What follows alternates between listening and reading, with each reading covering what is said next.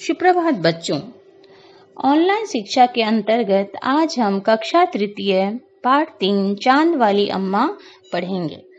बच्चों, तुम लोग कभी न कभी कोई ना कोई शरारत तो करते ही होगे और बच्चों को शरारत करने में मजा भी आता है और बच्चों की शरारत देखने में भी मजा आता है। यह एक ऐसे ही शरारत भरी कहानी है जो बहुत मजा आएगा तुम लोग को ये कहानी सुनने में। ध्यान से सुनो। बहुत समय पहले की बात है। एक बूढ़ी अम्मा रहती थी। वो बूढ़ी अम्मा अकेली थी, उसका कोई अपना नहीं था, इसलिए उस बूढ़ी अम्मा को अपने घर का सारा काम खुद करना पड़ता था। चाहे वो कुएं से पानी लाना हो, खाना बनाना हो या कोई और काम हो, वो खुद करती थी। उसके साथ एक दिक्कत थी बूढ़ी अम्मा के साथ कि जब वो घर में झाड़ू लगाती रोज तब तक तो ठीक रहता था, लेकिन जब वो आंगन में आती थी झाड़ू लगाने और झुकती थी तभी आसमान आके उसकी कमर से टकरा जाता था। किसकी कमर से? तो बूढ़ी अम्मा की कमर से। अम्मा उससे घूर के देखती आसमान को घूर के देखती थी अम्मा, और उसके बाद आसमान थोड़ा पीछे तो हट जाता, लेकिन जैसे ही फिर वो झुकती झाड़ू लगाने के लिए बूढ़ी अम्मा, आसमान फिर से उसकी कमर से टकराने लगता था। लगातार 3 दिन तक 4 दिन तक ये सिलसिला चलता रहा। वो झाड़ू लगाती आंगन में और आसमान आके उसकी कमर से टकरा जाता था। तो एक दिन क्या हुआ, जब बूढ़ी अम्मा पानी भरने के लिए कुएं पे गई तो उसका किसी से झगड़ा हो गया। उस दिन बूढ़ी अम्मा बहुत गुस्से में थी। वो वहां से आकर आंगन में झाड़ू लगाने गई और जैसे ही झाड़ू लगाने के लिए झुकी, आसमान जो है वो अपनी आदत के अनुसार फिर से उसके कमर में आकर टकराने लग गया। अम्मा को बहुत गुस्सा आया और उसने क्या किया, बिना कुछ सोचे समझे एक झाड़ू आसमान को मार दिया। आसमान पीछे हट गया।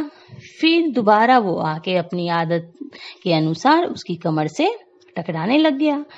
दूसरी बार अम्मा जैसे ही झुकी तो वो फिर से टक्कर मारने लग गया। अम्मा ने पूरी ताकत से उस पे वार किया झाड़ू से। उसने एक झाड़ू आसमान को मारी तो आसमान को एक शरारत सूझी और आसमान ने क्या किया, दूसरे सिरे से जब अम्मा ने उसे झाड़ू मारा तो दूसरे सिरे से उसका झाड़ू पकड़ लिया। अब क्या हुआ, इधर अम्मा पकड़े थी झाड़ू का एक भाग और दूसरा जो अंतिम सिरा था वो कौन पकड़ा था? आसमान। और दोनों में खींचातानी रस्साकसी शुरू हो गई। खींचातानी शुरू हो गई आसमान और अम्मा के बीच में। एक बार झाड़ू ये खींचती और एक बार झाड़ू वो खींचता। तो जो झाड़ू का ऊपर वाला हिस्सा आसमान पकड़े हुए था तो नीचे वाली अम्मा अब दोनों छोड़ने को तैयार नहीं थे। अम्मा चिल्लाई कि छोड़ो, मेरे पास तो एक ही झाड़ू है। तभी आसमान ने उसे नहीं छोड़ा। बूढ़ी अम्मा क्या की, रस्साकसी उसे करती चली गई, खींचातानी करते चली गई झाड़ू के लिए, और करते करते वो थक गई। आसमान ने झाड़ू खींचना नहीं छोड़ा। अब वह झाड़ू के साथ ऊपर उठने लग गया और झाड़ू पकड़े पकड़े अम्मा भी ऊपर जाने लग गई। उसे अब डर लगने लग गया और चिल्लाने लग गई कि मुझे छोड़ दो, मुझे छोड़ दो। आसमान ने कहा कि अब तो मैं तुम्हें नहीं छोड़ूंगा, ऊपर ही ले चलूंगा, वहीं झाड़ू लगाना। अम्मा अब झाड़ू छोड़ नहीं सकती थी क्योंकि बहुत ऊपर आ चुकी थी। अगर वो झाड़ू छोड़ देती तो क्या होता, वो नीचे गिर जाती। तभी उसे वहां चांद दिखाई दिया। बूढ़ी अम्मा को चांद दिखाई दिया। झट अम्मा ने पैर बढ़ाया और चांद पर चढ़ गई। अब झाड़ू नहीं छोड़ी। उसके बाद भी उसने झाड़ू नहीं छोड़ी। आसमान को फिर शरारत सूझी।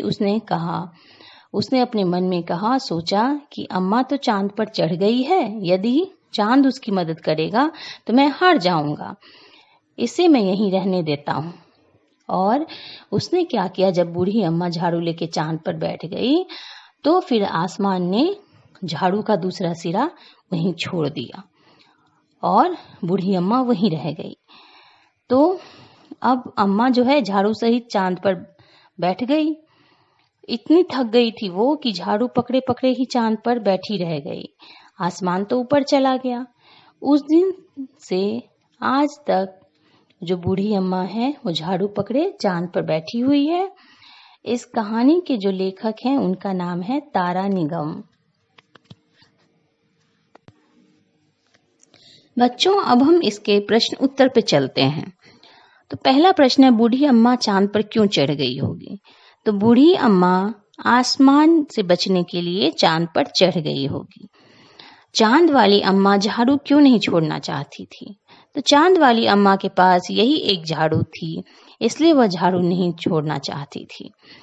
अब तीसरा प्रश्न है, चित्रों को देखकर बताओ कि अम्मा के साथ कौन-कौन रहता होगा। तो जैसा कि कहानी में कहा गया था, अम्मा तो अकेली रहती थी, तो अम्मा के साथ कोई नहीं रहता होगा, अम्मा अकेली रहती थी। आसमान बार-बार आकर अम्मा को कमर से क्यों टकराता था?